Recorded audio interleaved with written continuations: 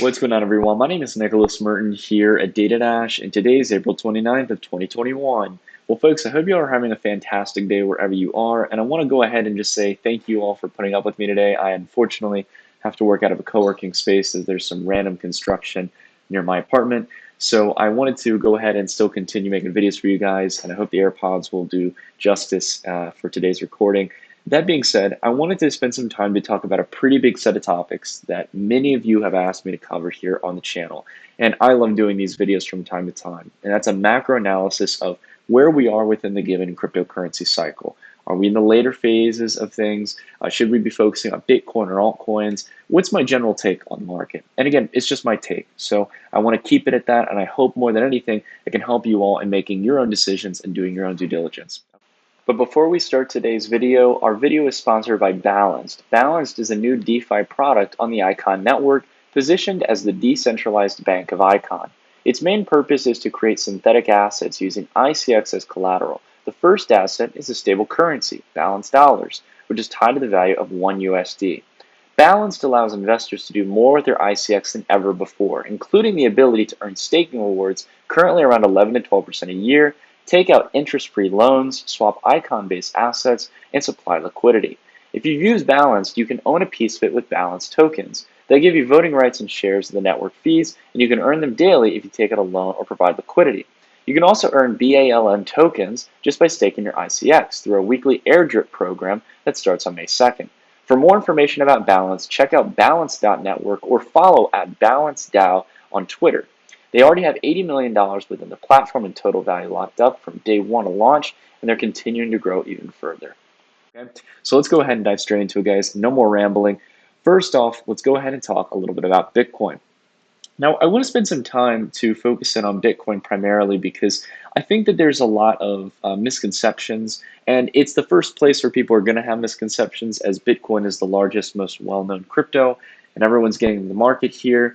Many of you who are watching videos like mine, whether you're a routine DataDash channel viewer or watching other YouTube channels, following other people on Twitter, etc., a lot of people are following some of the broad analyses of the market where, again, they're analyzing probably the most reputable and most recent cycle, which was the cycle back here from 2015 going into the peak here in December of 2017. Right? This was the first major cycle that I participated in, and many other people in the crypto space got their first run in, right? So a lot of people are going to look at this cycle when analyzing Bitcoin. Now, if you are already not looking at the hourly or 5-minute chart, you're already in the winning camp in crypto, okay? I want to give you hats off for that. That's exactly not how you should be looking at markets. You should be looking at markets on the daily, the weekly, the monthly time frames. And right now, as you can probably see here, we're taking a look at the monthly time frame, okay?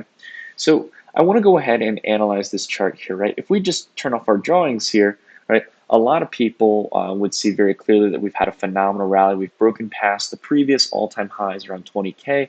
But now momentum is starting to fade a little bit. We're starting to go a bit more sideways. Whereas, for example, we were making 42.5% moves in a month, 47% moves. We started to make 14% moves, 36% moves, 29% moves, which alone are phenomenal. You're lucky if the S&P 500 is going to do, a 10, 20% rally in a single year, let alone in a month. So again, I don't think that crypto is per se showing any signs of weakness right now. It's still front and center. But this past month has caused some, not per se confusion, but a little bit of concern, not to mention as well that we've had some months where a lot of the gains tend to fade in a relatively short period of time in that same monthly period. And I want to go ahead and focus in on something that's very important to understand, and that is that you can't rely that Bitcoin is going to play out exactly how it played out in one of its cycles. Right? This is a very, very big misconception that a lot of people have, that they think that, now that we broke through and we've had multiple green months, that it's just going to be a complete sideshow in this case, where we're just going to go absolutely to the moon here, 200K inbound. And to be completely frank with you guys, I don't think that that's how it's going to play out. And there's two reasons for this. One, as we'll dive into it in a moment, the actual price action is signaling some signs of this. And outside of this as well, we've had other cycles in the past. We had the 2012 rally going into 2014, right, where we had these kind of midpoints on the broader cycle. that still led towards great euphoric highs later on, but took a couple months to build a higher base, solidify the order book, and make sure that larger investors are willing to pay that premium in order to drive it up higher, right? And that's, I think, what we're going through right now. If we just dive in here towards the daily chart, a little bit more of a reasonable time frame here, right? Let's go ahead and turn on our drawings here. What is the chart showing us? Well, we've been generally declining in momentum as we've been climbing up here. You can look at it in a logarithmic fashion, standard chart. You can see that the momentum is slowing down. We had higher lows, right? Higher lows here and higher highs routinely. But just this past, over the past week or so, we had set down to new lower lows, right? A significant lower range than what we set back here in the later part of March. Nearly a month later, in this case, we set in a lower range for Bitcoin's price. And though price has recovered quite well, right? We, again, mentioned on the channel not to absolutely panic. As we talked about here back in April, we had this red line drawn. I've already had this on my chart here since we chatted back here during the sell-off, that we're probably going up here to set in a lower high.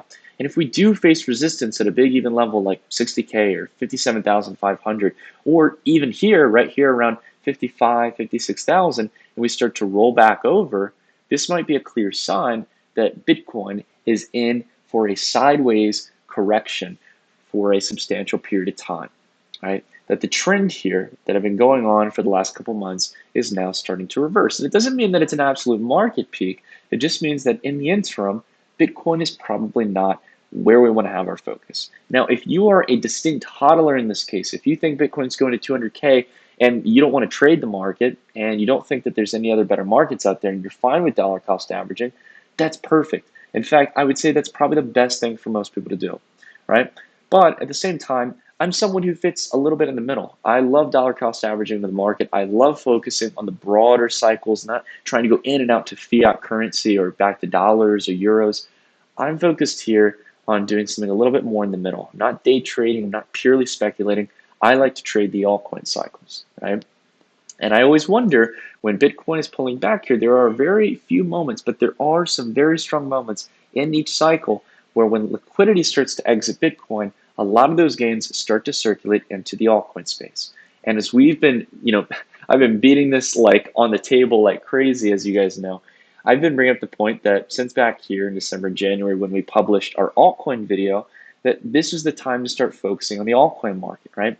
Gone up from around 27, 28% all the way up here to over 50%, nearly doubling altcoin dominance and ownership of the market. And what's crazy here is that our expectations, we try to keep things as conservative as possible, considering previous resistance in the past. All right, I'll go ahead here, bring up the 3-day chart here. You can see that altcoin dominance, if we just keep our drawings off here, generally faces resistance around this 48, 49% mark in the past. And even though we set our expectations that the top might be around there, what we ended up doing is not only breaking past that resistance, but breaking past an ascending line of resistance. And we not only did that, we made it support and have continued higher.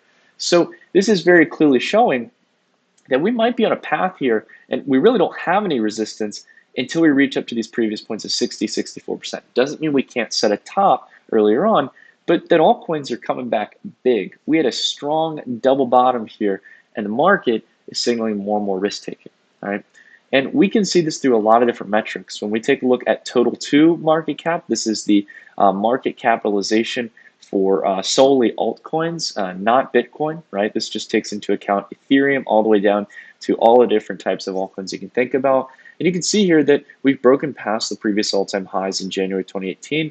And as much people would say, oh, is that something to be concerned about? I say, no, it's not something to be concerned about.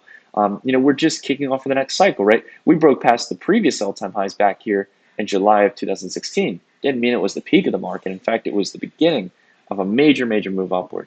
And whereas last time we made absolutely euphoric and parabolic gains as altcoins really formulated as a market, we're now starting to see a maturing rally here, right from the bottom here. Altcoins have already made some substantial gains, but our target for this cycle is around $5 trillion, a 10x from the previous all-time high. And again, going from the previous base here of 35 million to 500 billion, it's a pretty conservative ask, right? So again, especially if we're, bear in mind, expecting altcoin dominance to go above 66%, taking up 2/3 of the market.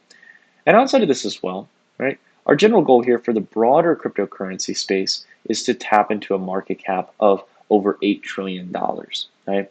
From the previous high back here, of around 761 billion. Again, another kind of 10x multiple in this case, roughly speaking, from the previous valuation highs of January 2018. Now, again, what you'll notice on all these charts, guys, is the time frame. All this stuff has been drawn out, and I'm not here to just say, oh, Nick got it right. In fact, I actually want to talk about what's really amazing with the market, and that what I actually got wrong is that I've been focusing on the theory that we'd see expanding cycles, that this would take a lot longer to get to where we're at. And this down a dotted line is kind of the median point that price and valuation should be waning around. But to be completely frank with you guys, I don't know if we're going to be waiting until January of 2023, for altcoins and total crypto market cap to peak out, because momentum has been extremely strong, right? So we kept our estimates conservative here, and look at how the crypto market has been performing here over the last few months, right? We're not only on pace to reach these supposedly overtly optimistic targets that, again, traditional market analysts would call these estimates to be. No one would believe that crypto could go to $8 to $10 trillion in market cap back here in June of 2020. But now we actually are witnessing the momentum here that could shape up for that to actually happen, and happen probably even much sooner than crypto advocates like myself probably intended for. Now, here's the important note to keep in mind, right? We've got all this metrics here showcasing that we're still early on, right? Altcoins are kind of the prime target here, but what important metrics can we look at in order to understand where we are within the altcoin cycle? Well, let's take a look at BNB, right? BNB against Ethereum. BNB has come in to steal the show here, becoming the third largest cryptocurrency and growing steadfast close up to Ethereum to be a potential layer 1 or blockchain enterprise DeFi blockchain competitor, right? No matter what label you want to throw in it, BNB has made some major strides, right? Coming down from its low point here in August 2018 and revisiting back against Ethereum its performance that it saw back in April 2019, just in a much quicker fashion here, in a matter of about 3 weeks. And ever since then, it's still been holding relatively strong. But what we've seen here over the last few weeks is that it started to decline. In fact, shows some pretty clear signs on its candles here, on the weekly candle, that it's about to top out, right? Tall wicks here on the candle back here in early April, red candle with a couple weeks of slow downward movement, right? Nothing too substantial, but if we get down below breaking past this line, that's going to be a big cause for concern. And even the decline here showcases here that BNB is maybe starting to decline and give up some of its market cap, or that other players are starting to realize more liquidity in the market or more buy-side pressure, right? And the other play here that I want to focus on, I'm using BNB and DOGE in this case, as everyone has obviously been talking about, as some examples here about how even though there are specified altcoins that can really win out in the market, they can eventually come to benefit other players in the market, right? DOGE has been on a absolutely euphoric rally against Bitcoin from around 18 sats all the way up to a high here of around 760. And now we've started to see very clear signs here that we might be setting up for a pullback. And whereas a lot of people are going to have different opinions, guys, just take a look at the history here. And I'm sorry, my webcam might be in the way, so I'm going to drag this over and just look at the monthly, right? Take a look at this, guys. Do you really feel like buying into Dogecoin at this point, right? Now, I can understand if you think that Doge is going to $1 or $2, hell, it could go to $5, it could go to $10.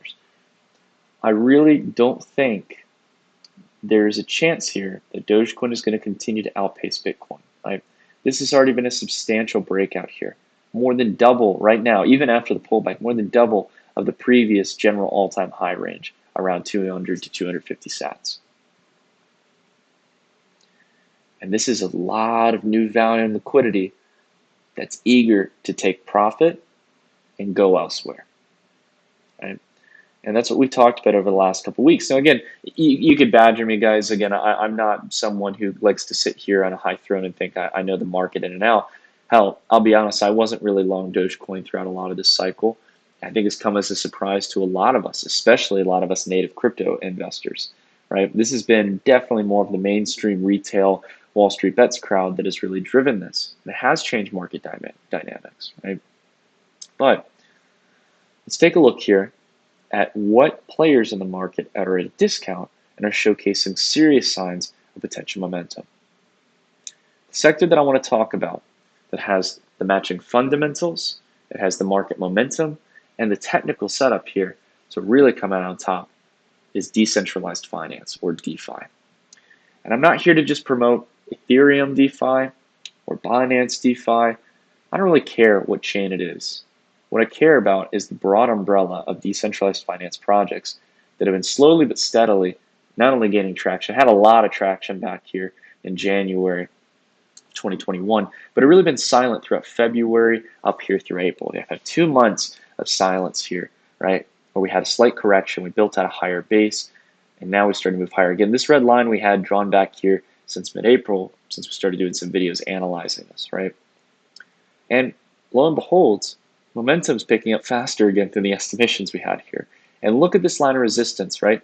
We're right about to pop above this, like a rocket in this case. DeFi will have no upper bounds here. Once it gets past this previous high over here and this point of resistance, there's no limit. Ignore really how the line draws out here to this 0.3 range, right? We're looking at a ratio of the decentralized finance perpetual contracts and FTX divided by BTC, right? Just for some clarity here.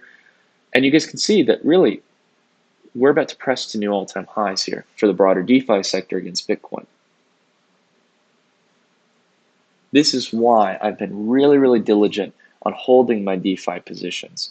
We not only did phenomenally well, outpacing Bitcoin going out through December to February, but plays like Uni, which make up a large portion of my portfolio, to be completely frank with you guys, and I'm not here to shill Uni to you or anything, I'm just here to mention very clearly that it's done phenomenally well since we made it most of our major accumulations back here in December, November.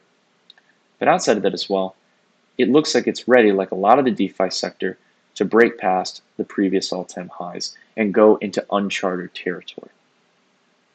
And this to me is the perfect kind of risk and reward profile for me as a trader.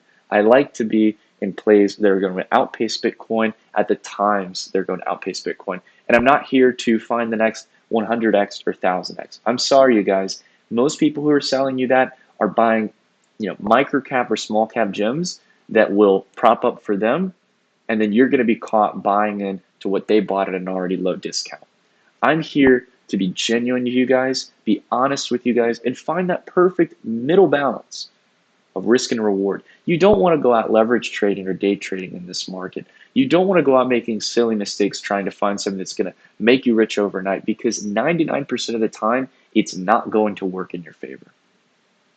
And we have a prime opportunity, one of a few opportunities, and I think not even most generations get to witness these kind of multiples and investment opportunities. But we've had another opportunity here in the cryptocurrency space to really make some sizable returns. And again, I'm not here to tell you guys to throw all your money in crypto. You got to know what your risk and reward profile is. But I can tell you guys, it's the most exposed asset class I have personally. And by just simply holding to my fundamentals here, right, I've been able to, on one of my largest positions here against Bitcoin, do more, in this case, than a 3x and almost a 4x against Bitcoin, right? Sure, it's not 50, 100x, right? Sure, it's not maybe a 10 or 15x, maybe like BNB has done, or DOGE, right? But it's reasonable. It's driven in fundamentals to a degree.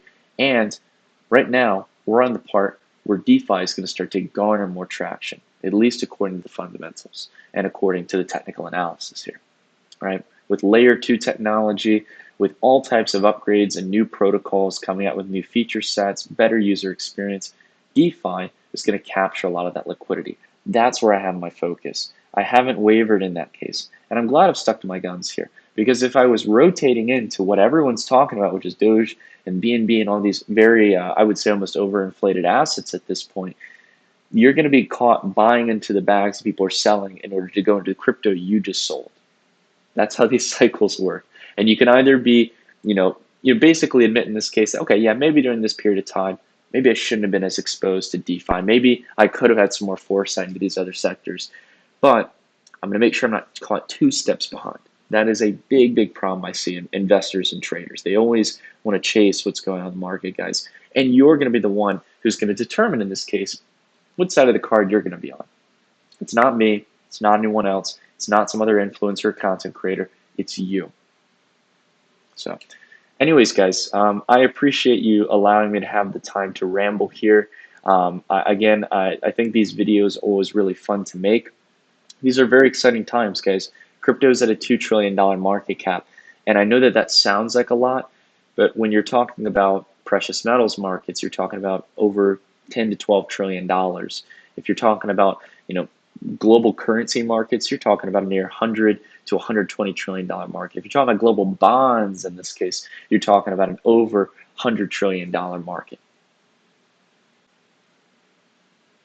Crypto is a blip on that map, and it's very easy for crypto valuations to climb higher comparative to other markets, especially when there's this much momentum, this much new capital flowing through the financial markets. Crypto's just getting started, guys. So anyways, if you all enjoyed this video, if it provided some resolution or I guess kind of some relief in this case, please consider dropping a like. And most importantly, if you haven't already subscribed, hit the bell icon and share the video with a family or friend member, guys. I know that you've probably got someone out there who's just as crazy as you are about crypto or crazy about crypto as we are. And again, I think content like this can be very helpful for them. So thank you guys so much for watching, and I'll see you all in the next video. Take care, everyone.